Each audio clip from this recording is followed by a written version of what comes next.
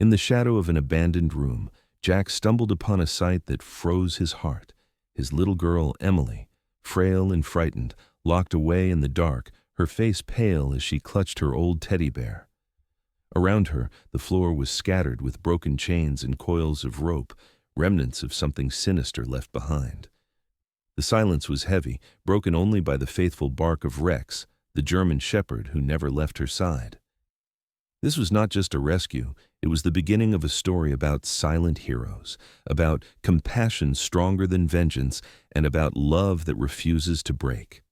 Stay with us, and let this story remind you of the light hidden even in the darkest places.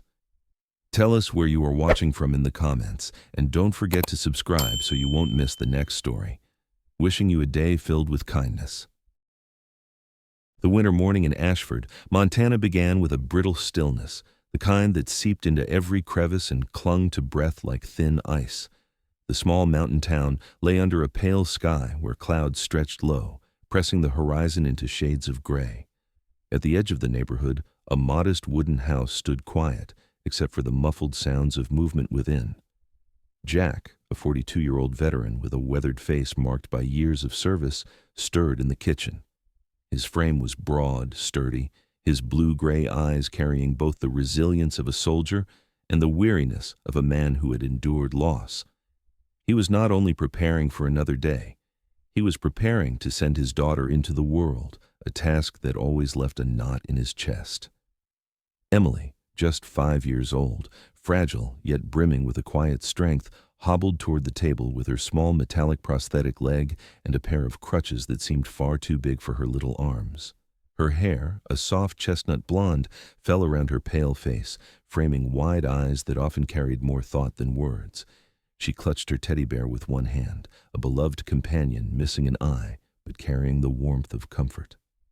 Beside her, Rex, a 6-year-old retired German Shepherd K9, padded silently across the floor. His sable coat with black saddle markings shimmered faintly in the morning light, his amber eyes alert, always attuned to the small girl who leaned on him as though he were a second crutch. Jack poured Emily's cereal, the steam from his own coffee curling between them like a thin veil. "Ready for school, sweetheart?" he asked, his voice softened by the tenderness he rarely showed others. Emily nodded, though her fingers tightened around Rex's fur. She'd been afraid of darkness ever since the hospital nights when her mother slipped away, and Rex had become her shield against shadows. Jack often caught her whispering secrets into the dog's ear, as though trusting him with fears she could not confess to her father. Rex would listen, patient and still, sometimes pressing his head against her side as if promising to protect her from every harm. The short drive to school carried them past frost-bitten fences and leafless cottonwoods that rattled under the cold wind. Jack parked by the schoolyard, helping Emily from the truck while Rex trotted at her side until they reached the gate. Children already played in the yard, bundled in heavy coats, their laughter cutting through the icy air. Standing near the steps was Monica Vale, a woman in her early 30s tasked with supervising children before class. Tall and slender, with smooth auburn hair falling neatly to her shoulders and green eyes sharp as glass, she greeted Jack with a polished smile. She bent down to Emily, her voice sweet yet oddly measured. "Good morning, Emily. You'll have a wonderful day today, won't you?" Emily gave a shy nod but leaned closer to Rex, who let out a low breath, eyes fixed on Monica longer than usual. Jack exchanged a few words with Monica, polite but brief. Her reputation among the staff was one of refinement and reliability, yet something in her tone always struck him as rehearsed. Still, he brushed it aside. He crouched to hug Emily, whispering encouragement, and watched her limp toward her classroom, with Rex obediently stopping at the gate. Jack stood for a moment longer, the morning sun rising faintly through drifting fog, before climbing back into his truck. His days were often filled with odd jobs and veteran support duties, but his heart always remained tethered to Emily's safety. It was not long after that his phone rang, the shrill tone cutting through the quiet of late morning like a blade. The caller was Sarah Cortez, the school principal, her voice trembling. She was in her 50s, tall and stern, her silver-streaked hair tied back, a woman who bore the grief of losing a nephew years before, and who had since carried a fierce protectiveness toward every child. "Jack," she stammered. "We found Emily's uniform by the fence. It's torn, and there's blood." Jack's chest seized as if struck. He demanded to know if Emily was safe, but Sarah's silence was answer enough. Within minutes, Jack was at the school, his truck skidding slightly on the frozen road. Patrol cars flanked the playground, their red and blue lights piercing the fog. Officers and staff gathered near the fence where a small uniform lay, crumpled, streaked with dark stains. A closer look confirmed the blood was real, though smeared and oddly sparse, as though placed deliberately. Lieutenant Mark Delaney, a seasoned investigator with gray hair cropped short and the bearing of a man hardened by decades of cases, crouched by the garment, frowning. "It doesn't add up," he muttered. Jack's breath clouded in the cold as he clenched his fists, the world tilting around him. Emily was gone, but the scene felt staged. Heart pounding, Jack raced back to his house, desperate for the impossible hope that Emily had run home, frightened but safe. He flung open the bedroom door, only to be met by silence. The bed was empty, sheets twisted as if abandoned in haste. On the floor lay Emily's teddy bear, the one she never let go. Its button eyes stared back at him like a warning. Jack dropped to his knees, pressing the bear to his chest, his throat burning with fear. The walls seemed to close in, every corner echoing the absence of his daughter. Rex's bark shattered the silence. The German shepherd had been pacing restlessly, nose to the ground, before suddenly letting out a furious growl. He bolted toward the back door, nails scraping the floor, and clawed at the frame. Jack rushed after him, and together they burst into the frosty yard. Rex sniffed the air, then charged toward the direction of the outskirts, where abandoned factories and old barns dotted the frozen fields. His body was tense, tail rigid, every instinct screaming of danger. Jack followed, his breath heavy in the icy wind, the weight of dread pressing into his chest. In that moment, Jack knew this was no random disappearance. Every detail, the staged uniform, the planted blood, the missing teddy bear, pointed to a plan carried out with precision. Emily had been taken, not lost. Someone had prepared for this, studied their lives, and struck where it hurt most. Jack tightened his coat, eyes locked on Rex leading the way across the snow. The hunt for his daughter had begun, and with it, a battle that would test not only his strength as a veteran, but his love as a father. The cold air of Ashford did not lift as the day lengthened, and the pale winter sun seemed only to sharpen the edges of fear pressing down on Jack's chest. The uniform lying torn by the fence had already rattled him to his core, but now he stood near the forensic van as technicians moved briskly under the biting wind, carrying swabs and sealed bags to the back of their vehicle. Their faces were grim, their breath fogging as they leaned over machines that hummed quietly, producing the first results of a rapid test. Jack's heart hammered as he watched them consult the printouts, exchanging brief clipped words, until Lieutenant Delaney finally approached with the slip of paper folded between his thick fingers. The blood on the uniform was not human. The test had revealed it belonged to an animal, most likely raw meat purchased for consumption, but woven into the fibers of the torn cloth was epithelial DNA, unmistakably belonging to Emily. Jack felt his knees weaken as he processed the truth. Whoever had taken her had staged the scene carefully, sprinkling fear like breadcrumbs, mixing just enough of Emily's presence with deception to convince anyone who found it. The thought of someone plotting that level of cruelty against his daughter turned his stomach. He clutched Rex's collar to steady himself, the German shepherd growling low as though sensing his master's spiraling rage. Not long after, one of the officers reviewing the security feeds from a shop across the street waved them over. On the grainy monitor, time-stamped just after the morning bell rang, a vehicle rolled past the edge of the school. It was an old green pickup truck, its paint dulled, body dented, and exhaust pipe coughing faintly. The camera caught its rear lights vanishing just as the minutes of Emily's disappearance ticked away. The image was fleeting, but it was enough.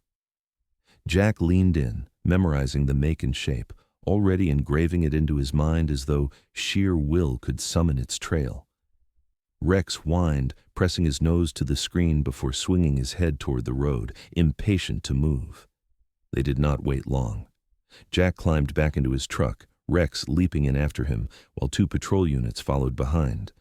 The German shepherd pressed his nose to the open window, the icy wind flattening his ears, until suddenly his body stiffened. A sharp bark cut through the hum of the engine. He pushed against the glass, straining forward. Jack understood instantly. He veered off toward the outer road leading to the industrial edge of town, where skeletal remains of warehouses and a long-abandoned cold storage facility waited like husks of a forgotten era. Snow crunched under his tires, the world narrowing to the path Rex pointed out with each insistent bark. As the buildings came into view, Jack's mind replayed the morning in agonizing fragments. He remembered Emily's small hand clinging to Rex's fur at the schoolyard, her eyes darting nervously when Vale bent down to greet her. Monica's smile had seemed warm enough, yet Jack now recalled the stiffness in his daughter's shoulders, the subtle shift of unease that only a parent attuned to his child might notice. He had brushed it aside as shyness, but now that memory returned with a weight that chilled him deeper than the mountain air. He gripped the steering wheel harder, his jaw tight. If he had only listened to those unspoken signals, perhaps he could have stopped what had come. Near the school, another piece of the puzzle surfaced. Officer Ramirez, a stout man in his 40s with a square jaw and thick mustache, came running up to Delaney with hurried words. A witness had been found. Her name was Linda Myers, a cafeteria worker in her late 50s with curly gray hair tucked under a knit cap, her apron still dusted with flour from the morning's baking. Her eyes darted nervously as she recounted what she saw. Monica leaving the playground earlier than usual, her auburn hair catching the light as she crossed toward the lot, her stride brisk. The timing aligned perfectly with the green truck's departure. Linda clutched her apron tighter, whispering, "She never leaves before all the kids are inside. Never." Jack listened, the words carving into him like knives, each detail locked into place with unsettling precision.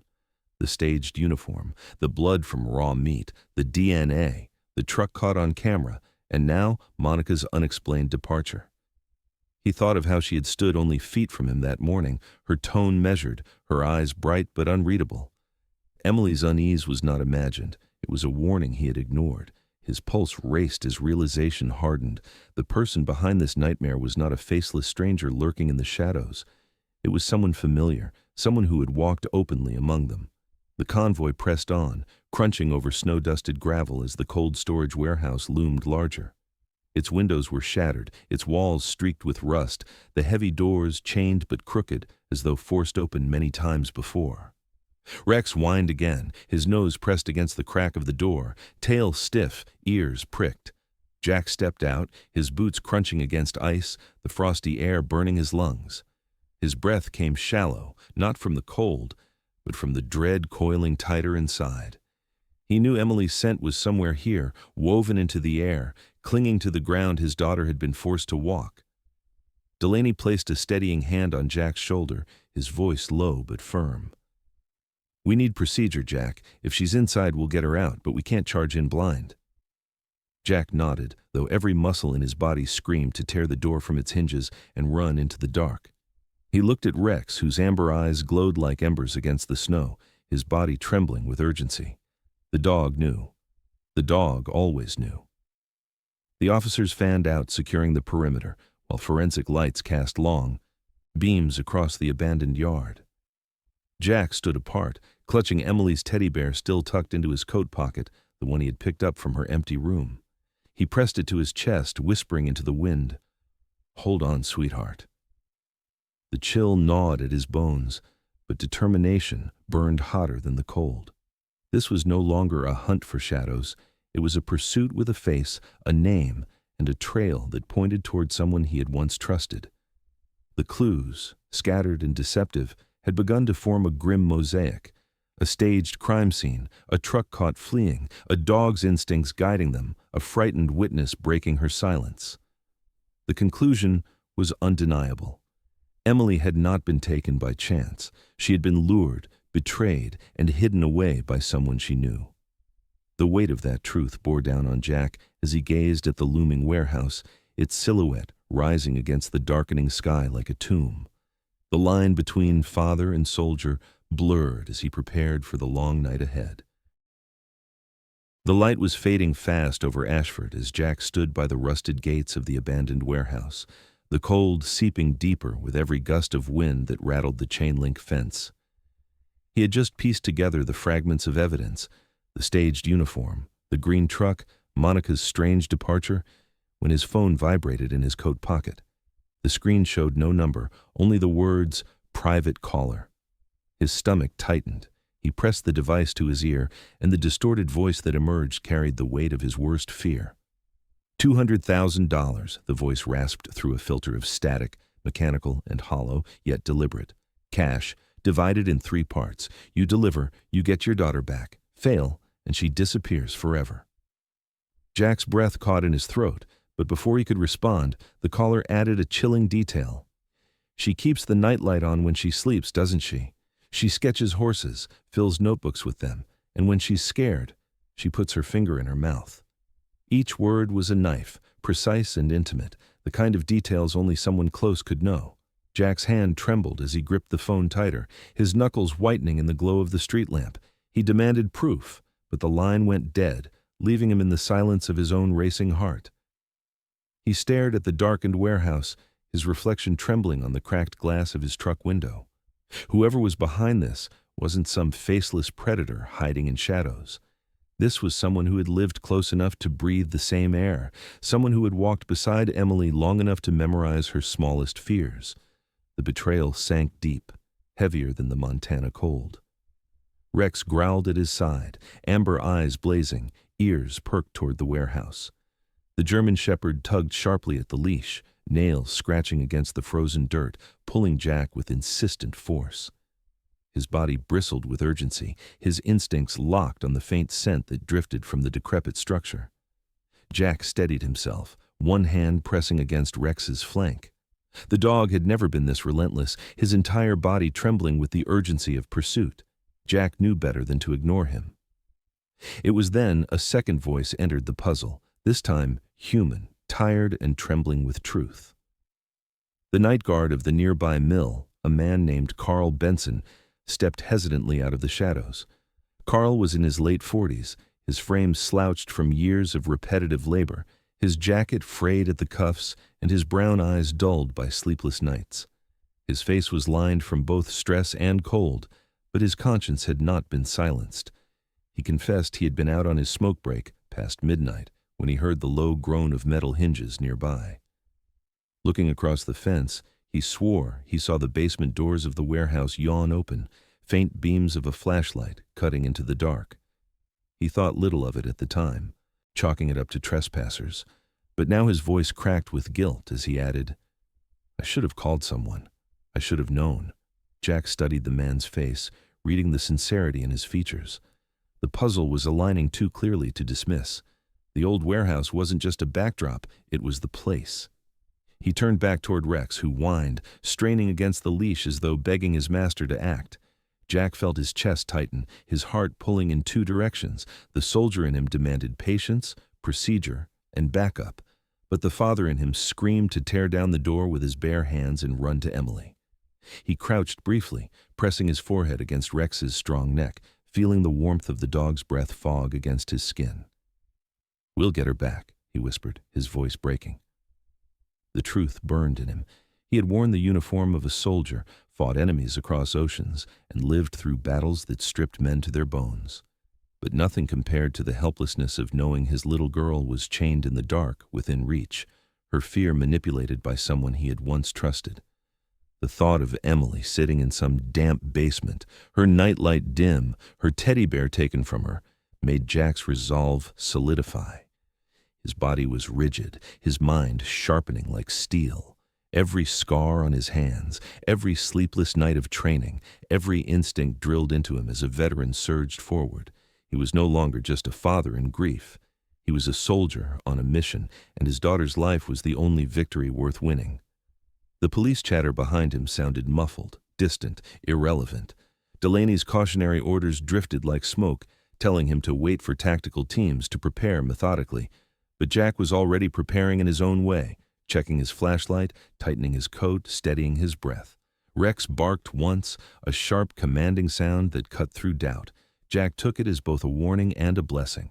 Carl Benson lingered nearby, shifting uneasily, his guilt still pressing heavy. Jack turned to him with steady eyes and asked for any last detail. The guard swallowed hard and nodded. There was a sound, too, a child crying, faint but real.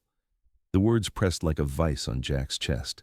He clenched his fists, his face tightening against the cold. That was all the confirmation he needed. The night in Ashford thickened around the warehouse, the stars dimmed by drifting clouds, the ground brittle with frost. Jack stood firm, Rex quivering with focus at his side, the teddy bear pressed to his chest under his coat. The ransom call had made one thing clear. This wasn't about money, it was about revenge, betrayal, and cruelty aimed straight at his heart. With every breath, Jack felt the line between father and veteran blur into one. He no longer hesitated. The trail led forward, into the dark, and he would follow it until Emily was safe again. The night over Ashford settled heavy and unyielding, clouds pressing low across the mountains, shrouding the land in a silence that seemed to wait for violence. Jack stood by the edge of the abandoned property, his breath frosting in the air, his body tense, his eyes locked on the warehouse that loomed like a black scar against the horizon. Behind him, two men from his old unit adjusted their gear, both veterans like him, hardened faces illuminated briefly by the faint glow of flashlights. Rex circled, paws scraping the frost-hardened dirt, ears pricked, nose twitching, his every movement sharper than the wind that cut across the open lot. The dog knew the trail had led them here, and nothing in his body would allow them to turn away. They had come prepared, but cautious. Jack had insisted they mount a hidden camera near the back of the property, and within minutes the feed began to relay grainy footage to the small monitor they carried. The men watched in silence, hearts thudding in their chests, as the image flickered and then sharpened. There she was, Monica Vale, her auburn hair loose around her shoulders, her robe trailing faintly in the dim light, her hand carrying a tray with a glass of water and a small brown bottle. She glanced over her shoulder once, lips pressed tight, then bent low to unlock the basement door with a key she kept hidden in her sleeve. The hinges screamed faintly as the door swung open, and she disappeared inside, swallowed by the dark. Jack's breath hissed between his teeth as his jaw tightened. He had suspected, but to see her on the feed, walking down into the basement with that bottle, made the truth undeniable. He strapped on his body cam, the red light blinking steady against his chest, its weight digging into his ribs as though pressing the oath he had once sworn as a soldier back into his flesh. "This is it," he whispered, his voice cracking against the silence. His comrades nodded, each adjusting the grips of their flashlights and sidearms, but the fire in Jack's eyes told them they would not be the ones to lead. This was his fight, and nothing short of the end would turn him away. The door groaned under the pressure of the crowbar as Jack forced it open, the sound echoing into the hollow of the building like a scream. The cold air that rushed up from below was damp, heavy with mildew and something acrid that burned his nose. He descended quickly, boots striking the steps, his flashlight cutting through dust and cobwebs until the narrow basement opened before him. And there, in the dim pool of a weak nightlight glowing on a crate, he saw her, Emily. His little girl sat hunched on a filthy mattress, her small frame trembling, her face pale, lips dry. Strands of chestnut hair plastered to her forehead. Metal chains clasped her wrists and ankles, cruelly tight against her skin. Her teddy bear lay abandoned in a corner, its single button eye glinting faintly as though watching helplessly. Emily. Jack choked, his voice breaking, the flashlight trembling in his hand. He rushed forward, dropping to his knees, fumbling with the cold iron that bound her. She blinked slowly, eyes barely opening, her lips parting in a whisper. "Daddy, I knew you'd come." The words shattered him, and tears blurred his vision as he pulled desperately at the shackles. Rex pressed in close, whining, his warm body against Emily's side, growling low at the darkness as if to guard her fragile breath. Jack clutched his daughter's hand, kissing her fingers, whispering promises that no chain could break. The air shifted suddenly. From behind, the wooden stairs creaked under weight. Jack froze, raising his head, his body shielding Emily. The beam of his flashlight struck the figure descending. Monica Vale. She no longer wore the polished calm of the schoolyard. Her green eyes burned with fury, her hair disheveled, her hands trembling as they gripped the handle of a kitchen knife. The blade caught the light, a silver flare in the gloom. Her voice tore through the basement, raw and shrill. "Don't you dare touch her! This is justice! This is for my mother, for the life your family stole from us!" Jack rose, his broad shoulders squaring, his body forming a wall between Monica and his chained daughter. His comrades flinched at the top of the stairs, but Jack lifted a hand, commanding them to hold. This was not theirs to finish.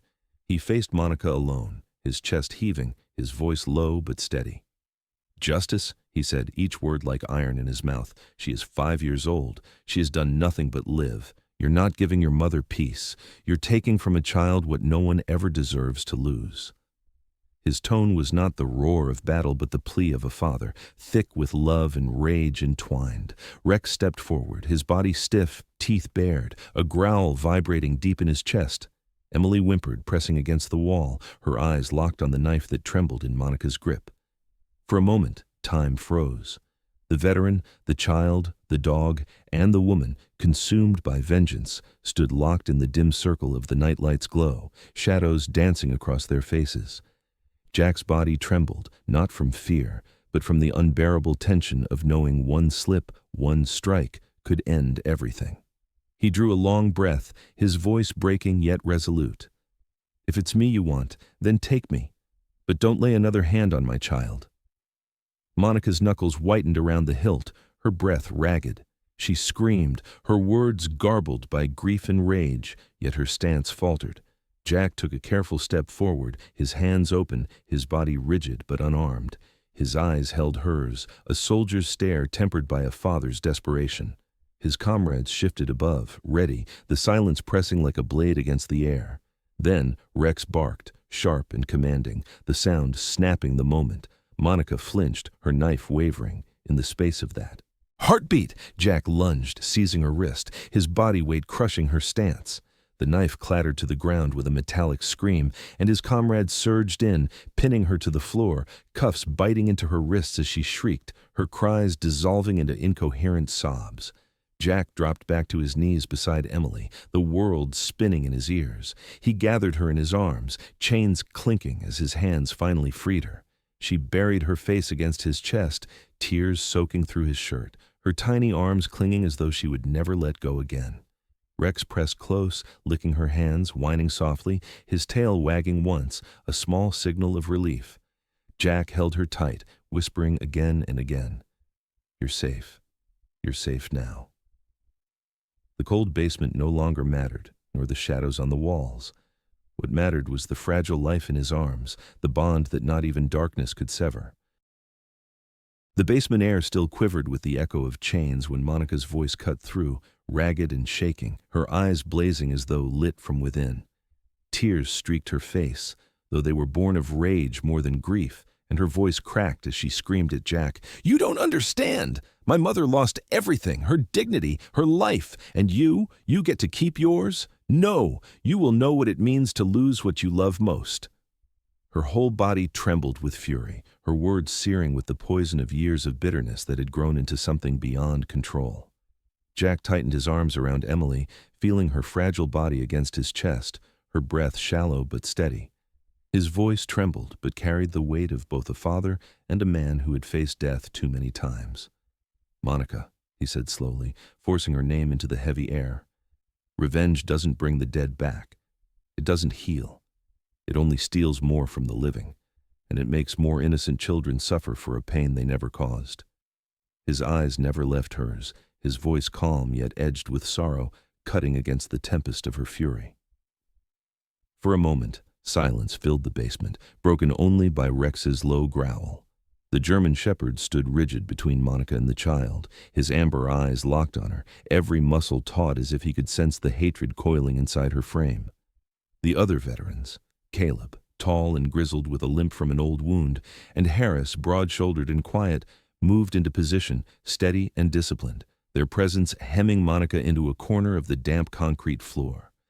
The knife lay discarded where Jack had forced it away, but her hands clawed at the air as if still holding the blade. Monica's shoulders sagged, her anger now weighed down by despair, her words spilling like broken glass. You took everything from me before I ever knew how to fight back. I wanted you to feel the emptiness I've carried since I was a girl. I wanted you to look into the dark and know there was no way out. Her sobs tore at the room, but Jack's face remained carved from stone, his voice steady as he answered, "But there is a way out, not through chains, not through cruelty, through choosing love when hate tries to claim you. That's what makes us human, Monica." The veterans moved in. Caleb secured her arms. Harris snapped the cuffs around her wrists with a precision that came from years of practiced drills. Monica fought, screaming until her voice broke, then finally collapsed against the wall, sobs shuddering through her chest. At that moment, the sound of sirens grew louder outside, flashing blue and red, bleeding into the cracks of the basement door. The police surged down the steps, officers firm and unsympathetic, taking Monica into custody while Delaney, his weathered face grim, nodded toward Jack. "We've got her. She won't hurt Emily again."